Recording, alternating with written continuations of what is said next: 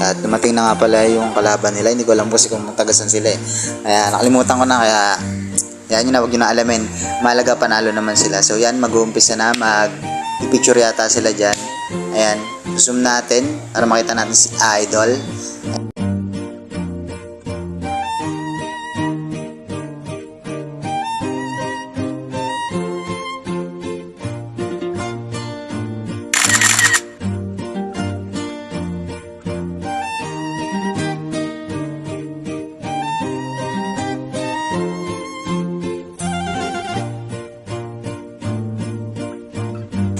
And mga lods, mag-uumpisa na nga. Syempre hindi mawawala ang first 5 na si Dumas number 12. So mag-uumpisa na sila.